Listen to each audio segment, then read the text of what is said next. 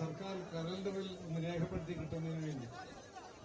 മറ്റൊന്ന്, ഈ വള്ളംകളിക്ക് വേണ്ടി ഒരു ബഡ്ജറ്റ് പ്രൊവിഷൻ ഉണ്ടാക്കാൻ വേണ്ടി ഗവൺമെന്റിനോട് അഭ്യർത്ഥിക്കുന്നതാണ്. ഇത് രണ്ടും മറ്റ് ഗ്രാമപഞ്ചായത്ത് നേതാക്കന്മാരും ബ്ലോക്കിലും ജില്ലയിലുമെല്ലാം ഇത്രയും തീരുമാനമെടുത്ത് സംഘടിതമായി മുന്നോട്ട് കൊണ്ടുപോയാൽ വെള്ളായണിക്കായൽ അത്യപൂർവമായ ഒരു കലാവിരുന്നിന് നമുക്ക് സാക്ഷ്യം വഹിക്കാൻ വരും കാലങ്ങളിൽ സാധിക്കും. ഇപ്പൊ നമുക്ക് പാലപ്പൂരിൽ നിന്ന് പുഞ്ചക്കയിൽ അവസാനിക്കുന്ന പാലപ്പൂരിൽ നിന്ന് ആരംഭിച്ച് ഏതാണ്ട് മുക്കാൽ ഭാഗം കടക്കുന്ന മാത്രമേ നമുക്ക് വള്ളത്തിനുള്ള ശരിയായിട്ട് കാണാൻ കഴിയുന്നുള്ളൂ. ഇതിനു പകരമായി ആരംഭിക്കുന്നത് മുതൽ അവസാനിക്കുന്നതുവരെ കാണികൾക്ക് കണ്ട് ആസ്വദിക്കുന്നതിന് വേണ്ടി നമ്മളൊരു ഡയഫ്രം അതുപോലെ ചെയ്തതിനു ശേഷം കാക്കാമലി പാലം വരുന്നുണ്ട്. അപ്പോൾ കായലിന് രണ്ടായി മുറിക്കുന്ന പ്രവണതയെല്ലാം മാറി കുറെ കൂടി ദീർഘദൂരം അവിടെ നിന്ന് തന്നെ ഇങ്ങോട്ട് തെക്ക് നിന്ന് വടക്കോട്ട് നമുക്ക് വെള്ളം തുഴഞ്ഞെത്താൻ കഴിയുന്ന രീതിയിലൊരു വിഭാവനം ചെയ്തു പോവുകയാണ്. അതിനുവേണ്ടി ഗവൺമെന്റിന് സമ്മർദ്ദം ചെലുത്താൻ മറ്റെല്ലാ പഞ്ചായത്തുകളും ബ്ലോക്കും അതുപോലെ ജില്ലാ പഞ്ചായത്തും എല്ലാം സംയുക്തമായി നമ്മൾ സഹായിച്ചെങ്കിൽ മാത്രമേ സാധിക്കൂ. അതിനുവേണ്ടി നിങ്ങൾ ഓരോരുത്തരും പരിശ്രമിക്കണം. മിക്കവാറും എല്ലാവരും നമ്മൾ സംസാരിച്ചുകൊണ്ടിരിക്കുകയാണ്. ഇത് കഴിഞ്ഞാൽ തന്നെ അടുത്ത പരിപാടികൾ നമ്മൾ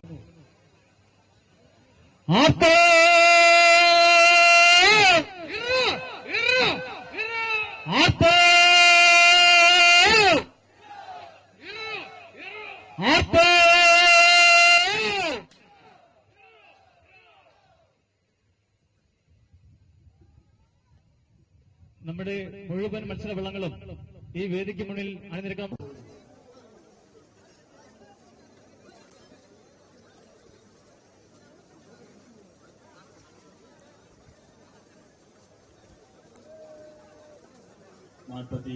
ാമത് മഹാത്മാ അയ്യങ്കാളി ജലോത്സവത്തിനോടനുബന്ധിച്ച് ഇവിടെ നടക്കുന്ന ഇതിന്റെ ഫ്ലാഗ് ഓഫ് കർമ്മം നിർവഹിച്ച ബഹുമാന്യനായിട്ടുള്ള മന്ത്രി ശ്രീ വി ശിവൻകുട്ടി അവർ, ഇവിടെ വേദിയിൽ സന്നിഹിതരായിരിക്കുന്ന ജനപ്രതിനിധികളെ, വിവിധ രാഷ്ട്രീയ പാർട്ടികളുടെ നേതാക്കന്മാരെ, ഈ വള്ളംകളിയിൽ പങ്കെടുത്തുകൊണ്ടിരിക്കുന്ന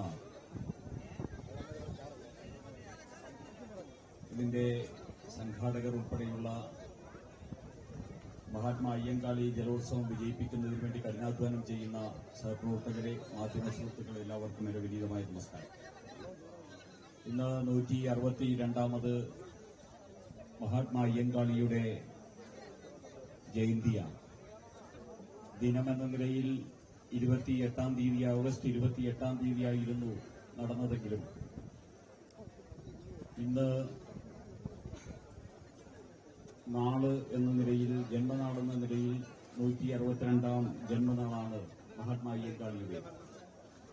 മഹാത്മാ അയ്യങ്കാളിയുടെ പേരിൽ ഈ വെള്ളായണി കായലിൽ നടക്കുന്ന 48ാമത്തെ ജലോത്സവമാണ് ഇപ്പോൾ ആരംഭിച്ചു കഴിഞ്ഞിരിക്കുന്നത്. ഈ നാടിന്റെ ചരിത്രത്തിനോടൊപ്പം മുന്നേറിയ ചരിത്രത്തിന്റെ നായകനാണ് മഹാത്മാ അയ്യങ്കാളി. ഈ കേരളത്തിന്റെ നവോത്ഥാന മുന്നേറ്റത്തിലെ അഗ്രേസരനാണ് മഹാത്മാ അയ്യങ്കാളി. മഹാത്മാ അയ്യങ്കാളി ഈ കേരളത്തിലെ നവോത്ഥാന നായകന്മാരിൽ ഏറ്റവും കരുത്തനായിട്ടുള്ള ഒരു നേതൃത്വം വഹിച്ച വ്യക്തിത്വമാണ്.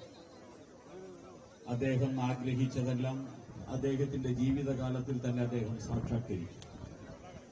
അദ്ദേഹത്തിന് జాతి వివేచనతిനെതിരെ అడరాడానుള്ള కరుతు వేണമെന്ന് അദ്ദേഹం మరిన్ని ట్రెండింగ్ వీడియోల కోసం న్యూస్ 18 తెలుగు యూట్యూబ్ ఛానల్ ను సబ్స్క్రైబ్ చేసుకోండి.